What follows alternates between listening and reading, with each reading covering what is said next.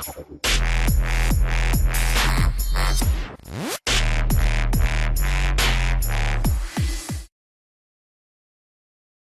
right, I'm standing here with Colin Shoemark. We're finally here. We've been driving for about an hour and a half now, and we're going to learn a little bit about snakes and skinks here in Australia. Colin, explain what we got here. This is an Easton blue tongue.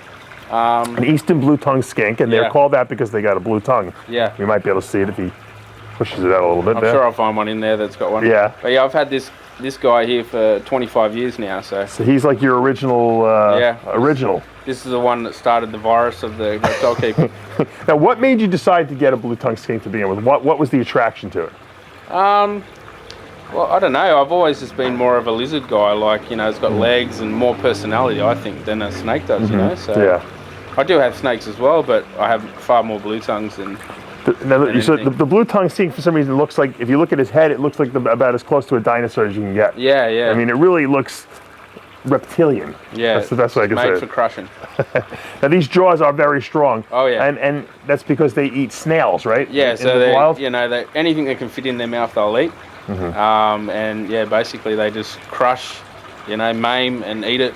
You know. Hopefully your finger doesn't get in the way. Yeah, that's right. Yeah. Now, obviously, being a reptile breeder, you want to have the original, but then you want to go beyond that. Yeah, for sure. Yeah. Different colors, and you've been one of the most progressive breeders in the blue tongue skink. Yeah, there's a couple. Yeah, there's a couple of us here in Australia, but yeah, I'm just one of them. Yeah. Well, the stuff we're going to see here is something you can't see in America because they just don't exist there. That's right. Yeah. So why don't you take us inside and show us some of the good stuff? No. All right, we're inside Colin's reptile room now, and we're going to see what an albino blue tongue skink looks like. You won't see these in the United States anywhere. Yeah. Give us a show and explain to us. First of all, where did the first albino come from? The first one was handed into a fauna park, I think, and then it went from there. I think Snake Ranch. So someone found it basically in the wild. Yeah, and then they worked from it there. And you know, amazing that they actually survive, because usually the albinos will stick out in nature, and usually the predators will get them. What are the predators to the blue tongues? You know, like foxes, cats, domestic cats, dogs. Cats will kill these things? Oh yeah, yeah. Really? So you got lucky.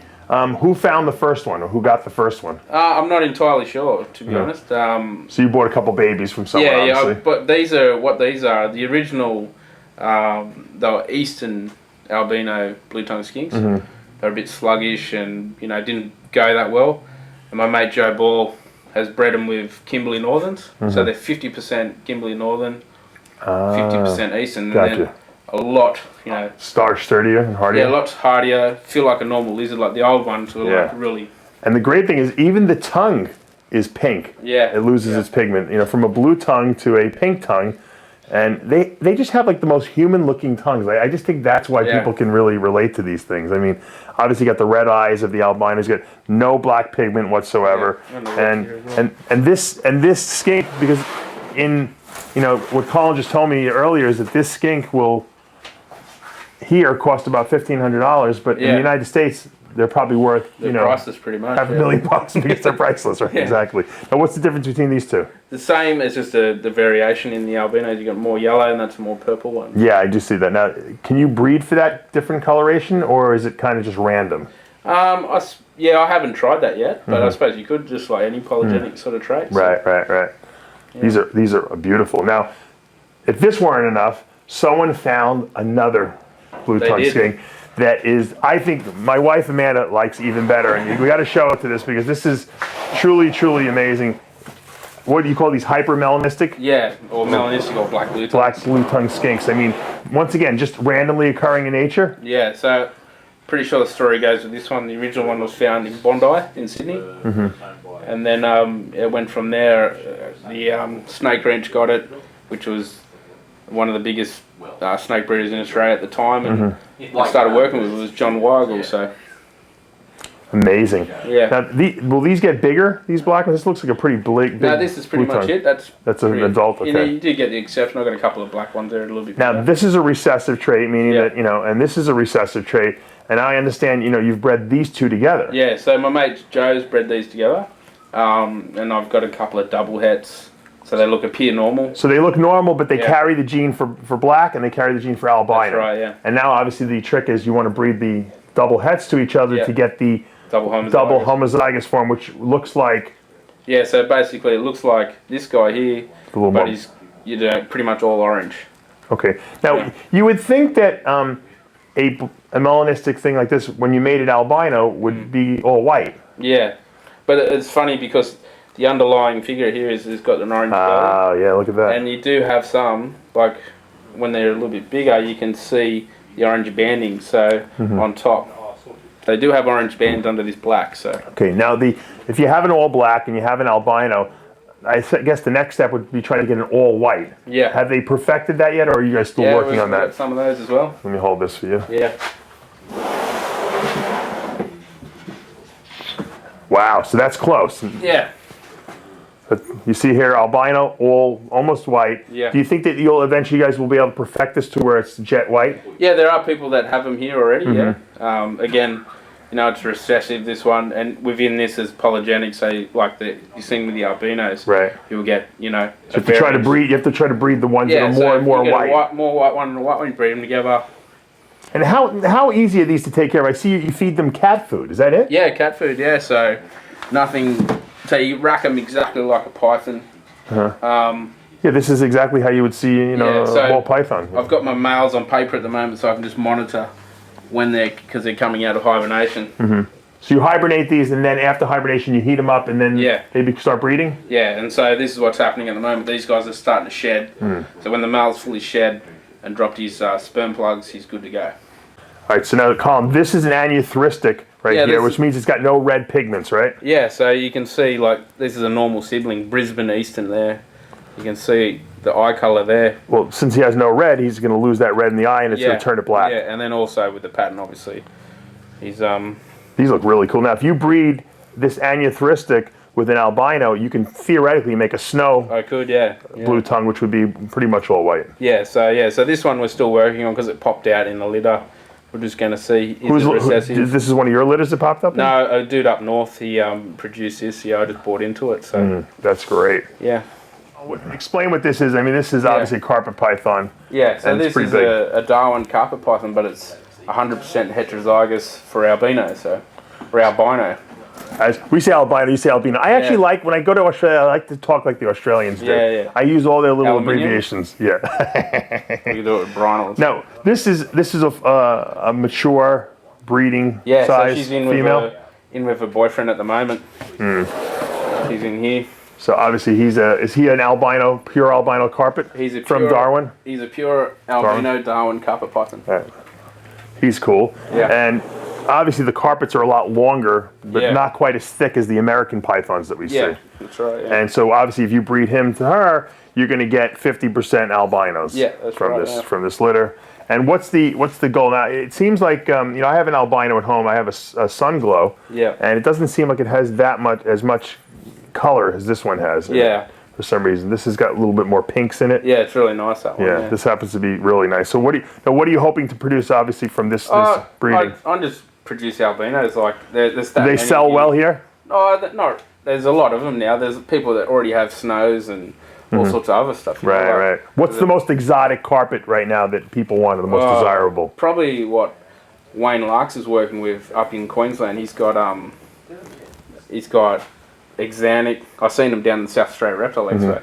He has Exanic carpets, coastal carpets, I think they are.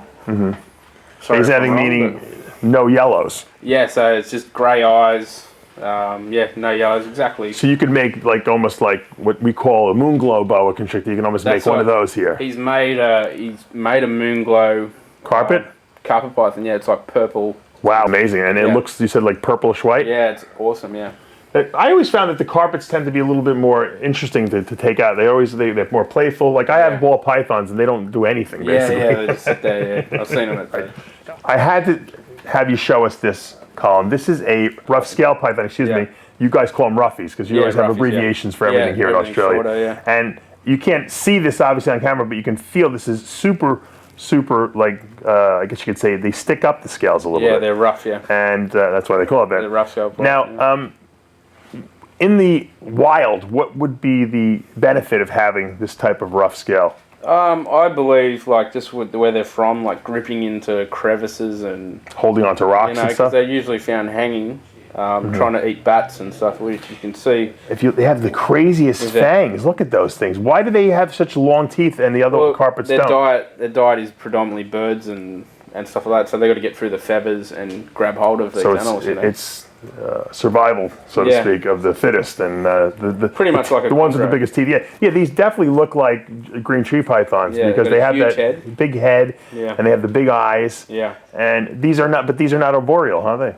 No, they are arboreal as well. Yeah, they'll be up trees. They'll be, And how big will these get? A meter and a half. Colin, tell us what this is. This is a blackhead python. I've never seen one in person. Yeah, so this is a black-headed python, but it's an axanthic black-headed python. Wow. So it's got no reds in it. Yeah, so they're usually a bit yellow, red, and all sorts of colours. Yeah. That is amazing. Look at that head. Yeah. That is just exquisite. And what do you think this functions as in the wild? Well, basically what they do is they'll go in a burrow, they'll eat the occupant of the burrow, and they, to minimise their exposure to the elements and prey, they'll just stick their black head out, and that absorbs all the heat. So they can actually get hot enough just from their head? Just from their head, yeah. And the head is where they function from, That is amazing. Now, this is just amazing, but I know they have albino versions of these too, don't they now? Yeah, they do in Europe, yeah. Yeah, they definitely do. Which is weird because the snake comes from Australia, and they got better ones in Europe than in Australia. Yeah, that's always the way, Did it spontaneously happen there? Is that? Yeah, well, I'd say because you got a limited gene pool, like that sort of stuff happens.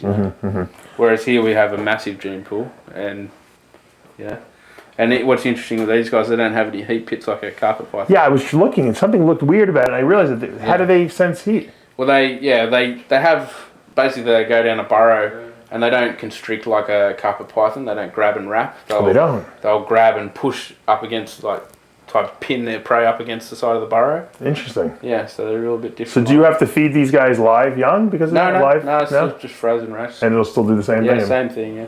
Amazing. All right, this is the one I've been waiting to see. This is the olive python that is the albino olive python, which you don't really see much anywhere. Especially, you're not going to see it in the United States, that's for sure. Yeah. Explain to me. Perfect. High protein. Yeah. We just got a protein shake. I just missed me. Okay. You try to bite up? It's all right. I'm good. Okay. They either bite or shit, so. Are they biters? No, this one's good, yeah. Well, where did the first albino occur? Was this also spontaneous? No, this was, it was found in a disused mine shaft up Northern Territory, I think the story goes.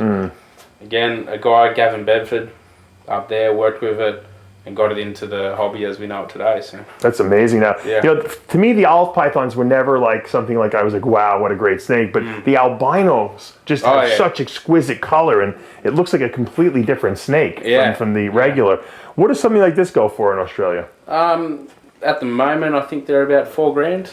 So. And that's pretty expensive for here. Yeah, that is. Obviously priceless in the US because you don't have these things, but that's amazing. Now you're going to breed this one? Yeah, so when I bought this, I bought it off K Brothers Pythons. I bought an albino and a het. So you'll breed them together. And how many years does it take for these things to mature? About 2, 3? About 2 or 3 years. Yeah. And what kind of size will this attain? You think?